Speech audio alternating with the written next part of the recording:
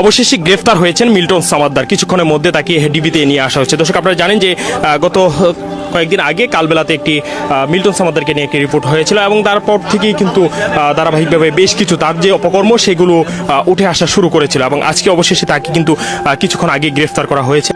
রাস্তা তো কত মানুষ পড়ে থাকে, আমি আগারগাঁও থেকে আসার সময় একটা অজ্ঞাত মানুষ তুলছি ভাই, এই তোলাটাই আমার জন্য আজকে কালো। আসসালামু আলাইকুম ওয়া রাহমাতুল্লাহি ওয়া বারাকাতুহু।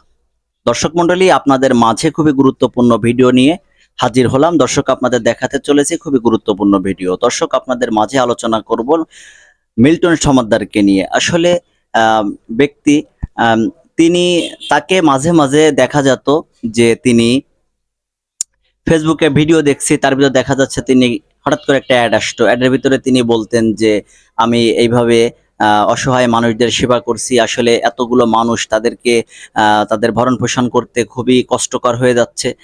তারপরে বিভিন্ন রকম দৃশ্য তিনি দেখাতেন এবং তিনি বলতেন যে সাহায্যের হাত বাড়াই দেন, তারা অসহায় মানুষজন, বৃদ্ধ মানুষজন তিনি তাদের সেবা করছেন, সবাই সাহায্যের হাত বাড়িয়ে দেন। এমনটি আসলে এইভাবে তাকে কিন্তু একের পর এক মানুষ চেনা শুরু করলো।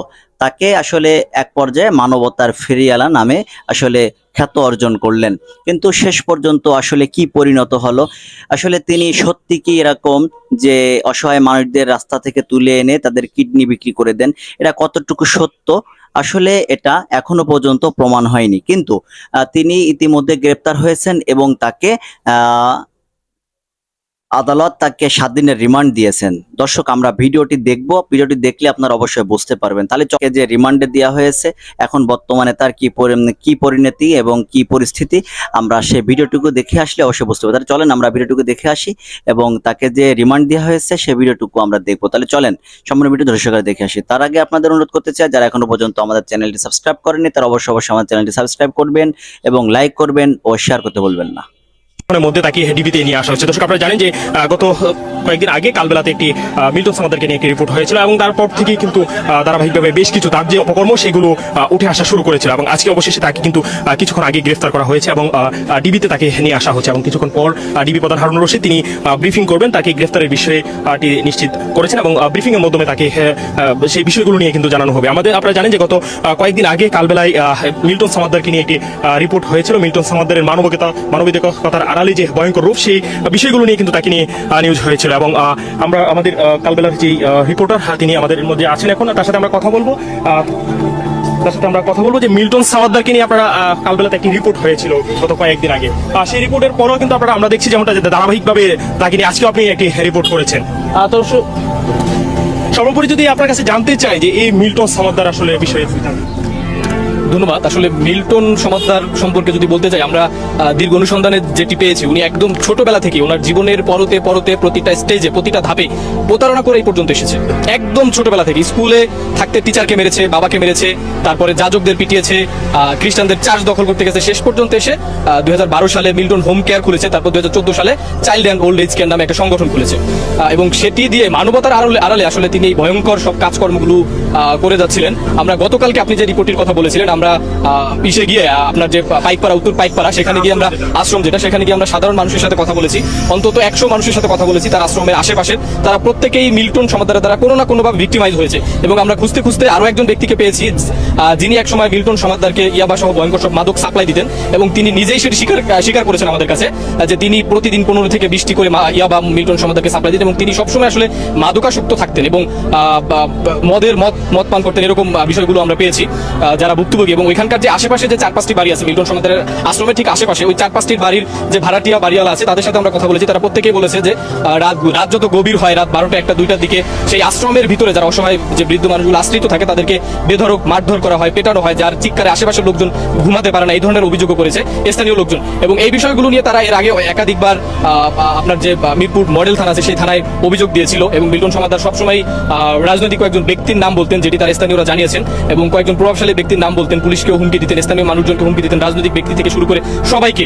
মানে উনি কাউকে আসলে ইয়াই করতেন না, মানে কোনো ধরনের কোনো মূল্যায়নই করতেন না। এবং বিশেষ করে সাংবাদিকদেরও কেউ ওনাকে যদি কেউ ডিপলি প্রশ্ন করতো, জেরা করার মতো, তাহলে তার উপরেই চড়াও হতেন, তাকেই মারধর করতেন, বকাবকি করতেন। এই ধরনের অভিযোগ, আচরণের মধ্যে একটা উগ্রতা রয়েছে। এবং আপনারা জানেন যে গত 2-3 দিন আগে আমাদের নিউজের পরে মানবাধিকার কমিশন থেকে একটি বিবৃতি দেওয়া হয়েছে। মানবাধিকার চেয়ারম্যানের সাথে আমরা কথা বলেছিলাম, তিনি বলেছেন তিনি মিল্টন সমাদ্দার যে ধরনের কাজ করেছেন, তার বিরুদ্ধে যে ধরনের অভিযোগ, এটি আসলে মানে মানবতার চরম লঙ্ঘন এবং নৃশংসতার সর্বোচ্চ পর্যায়ে। এই ধরনের লোক বর্তমান সমাজে, রাষ্ট্রের, পৃথিবীতে খুব কমই আছে এবং তারা এই বিষয়টি থেকেও দাবি জানিয়েছেন। এবং আজকে যেটি, যদি আমি আপনাকে আরেকটু আপডেট তথ্য দিয়ে রাখি, আজকে বন্ধের দিনে আমরা মিল্টন সমাদ্দারের ব্যাপারে খোঁজ খবর নিয়েছিলাম।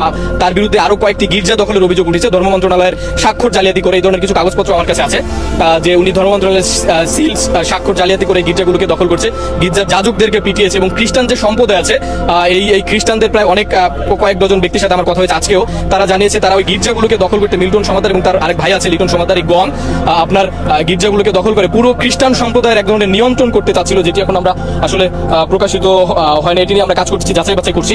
ধন্যবাদ। আমি আসলে কোনো প্ল্যান প্রোগ্রাম করে করিনি। আমি এটা কোনো আশ্রম করবো, আমি এই জায়গাতে আসবো, আমি কোনোদিনও জানি না। আমরা ইনকাম সোর্স ভালো ছিল, স্বামী স্ত্রী চলতাম, আমাদের বাচ্চা হচ্ছিল না। আমাদের টেন্ডেন্সি ছিল অনেকের কাছে শুনছি যে বৃদ্ধ মানুষ ঘরে থাকলে না নাতিপুতি তাড়াতাড়ি আসে।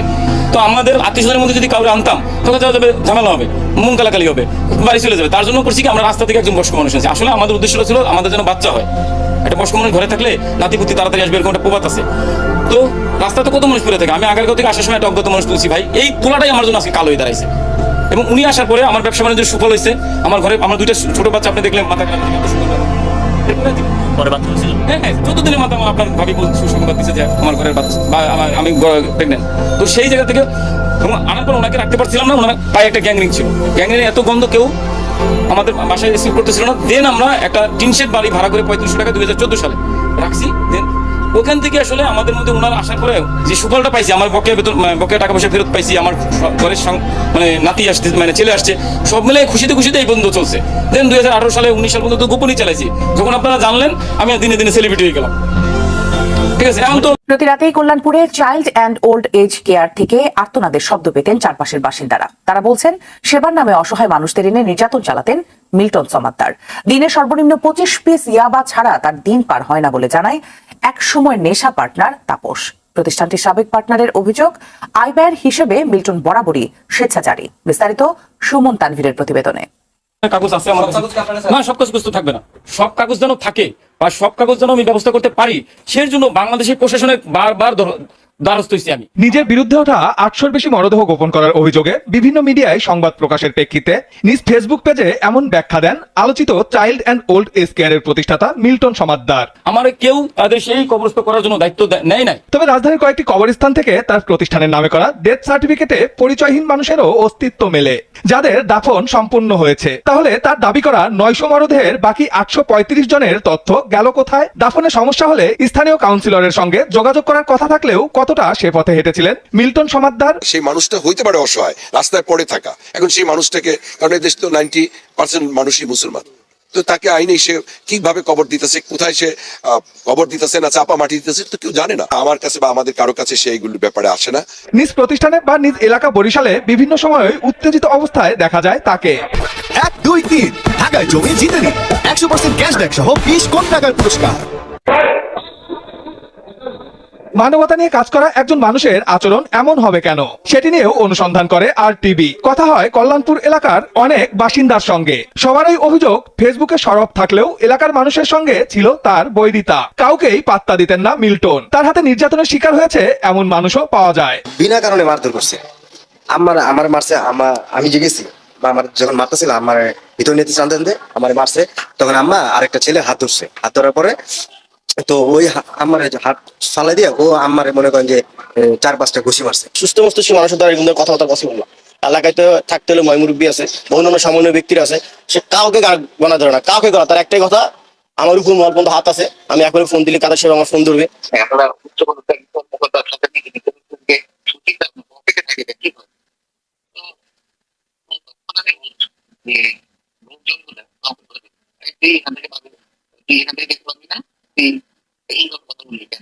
তবে তবে প্রতিষ্ঠানটির সীমানা ঘেঁষা বাড়িগুলোর মানুষের দেওয়া তথ্যগুলো ভয়ঙ্কর। প্রতি রাতেই নির্যাতনের শব্দ পেতেন তারা। তবে সবচেয়ে ভয়ঙ্কর তথ্য দেয় তাপস নামে এক যুবক। দীর্ঘ 1 মাস মিল্টনের সঙ্গে নিয়মিত নেশা করেছে সে। আর প্রতিষ্ঠানের হিসাব নিয়ে মিল্টন সমাদদারের স্বেচ্ছাচারিতার বিষয়ে পরিষ্কার তথ্য দেয় সাবেক পার্টনার মোহাম্মদ মোস্তফা। ওই মুহূর্তে দায়িত্বটা নেওয়ার উদ্দেশ্য, দায়িত্বটা নিয়ে যাতে ওনার টাকা পয়সাগুলো যেন আলাদা কোথাও মিসিং না হয়, এক্সট্রা যাতে করে যে উনি কোনো খরচ না করতে পারেন, সেটার উপরে তখন দেখা গেছে যে আমরা একটা মানে অফিসিয়ালি ভাবে দেখা গেছে যে অফিসে যারা স্টাফ আছে, কেশিয়ার থেকে শুরু করে সবার সাথে অ্যাডজাস্ট করে যে কেউ যদি কোনো টাকা পয়সা নেয়, যদি প্রতিষ্ঠানের চেয়ারম্যানও যদি আসেন টাকা নিতে হলে অথরিটিকে আগে জানায় তারপর টাকা নেবে, মানে ওনার প্রতিষ্ঠান থেকে উনি টাকা নেবে, বাট বর্তমান যে প্রতিষ্ঠানে যারা দায়িত্ব আছেন তাদের কাছ থেকে অনুমতি নিয়ে উনি টাকা নেবেন।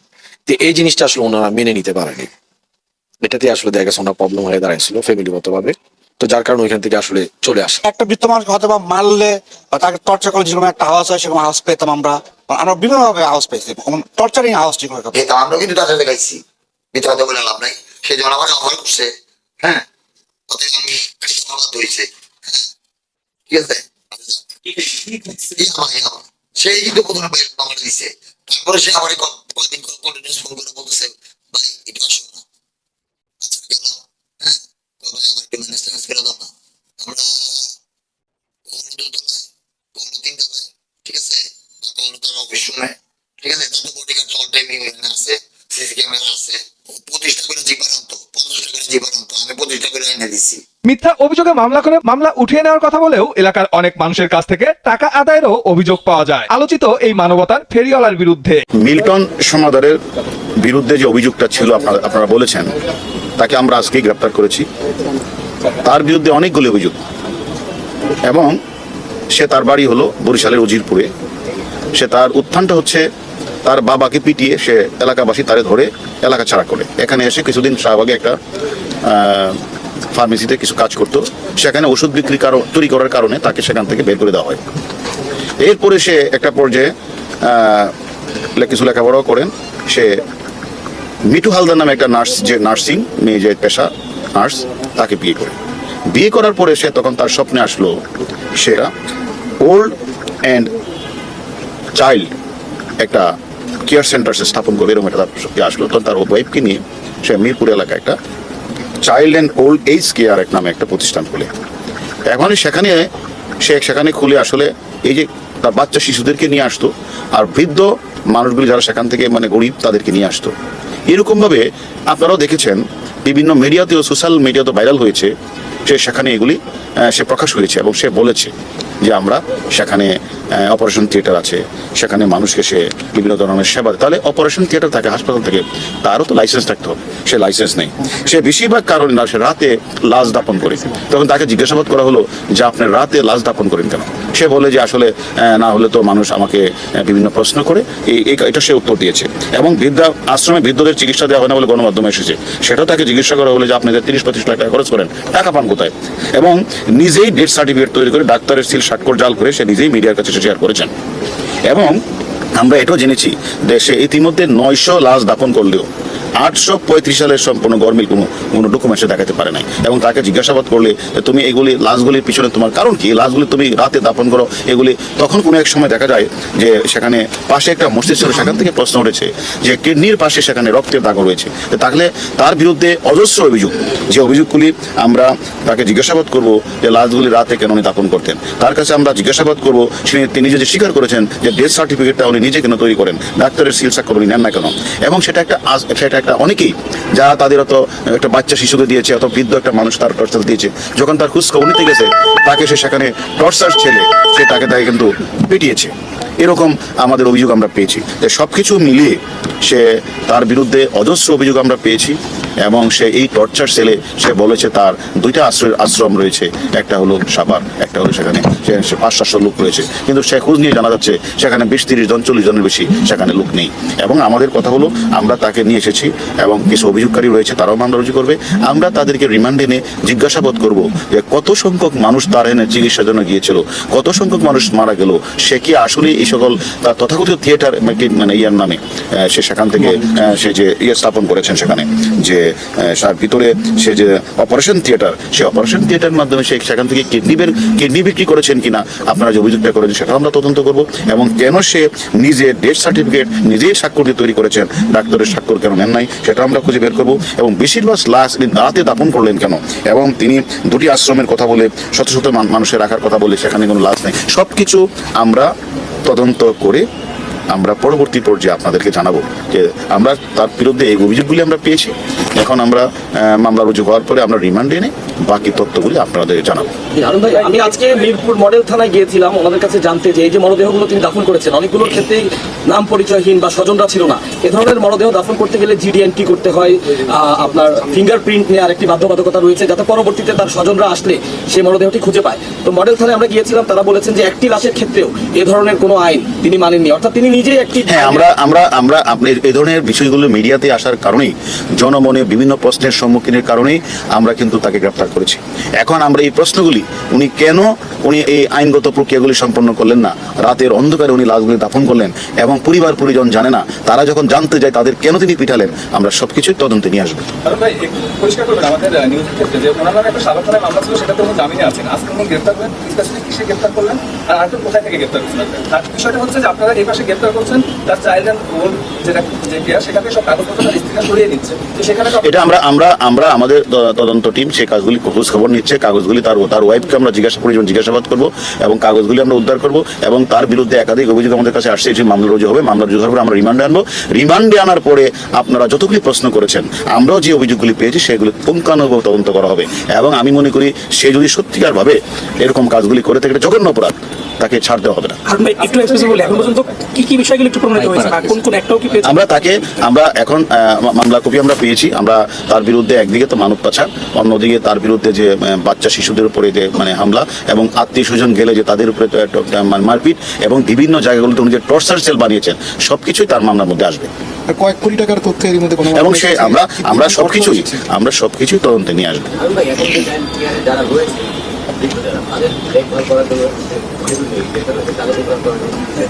সেখানে আমরা তো সেখানে এটারও খোঁজখবর নিচ্ছি, সে তার কাজটা কি, সেখানে তার সে তো আর এগুলি দেখভাল করার কথা না, সেখানে তার লোকজন আছে কিনা, অ্যাকচুয়ালি এখন স্বাভাবিকভাবে চলবে, এবং সে তার কাছে আমরা জিজ্ঞাসাবাদ করবো এটা আসলে তার বিরুদ্ধে যে ভয়ানক তথ্য আসছে তাকে সেই সব কিছুটা আমরা তদন্ত করবো। তদন্ত করে যদি মনে হয় যে সকল অভিযোগগুলি এসেছে, মামলায় যে আলামতগুলি আছে সেগুলি তার এত সময় ধরে আপনারা সম্পূর্ণ ভিডিওটি ধৈর্য সহকারে দেখেছেন, সেজন্য আপনাদের অসংখ্য ধন্যবাদ। দর্শক, তাহলে আপনারা সম্পূর্ণ ভিডিওটি দেখে সম্পূর্ণ বিষয়টি বিস্তারিত ভালোভাবে বুঝতে পেরেছেন। দর্শক, তাহলে আজকের মতো ভিডিও এখানে শেষ করছি। সকালে ভালো থাকবেন, সুস্থ থাকবেন, আল্লাহ হাফেজ।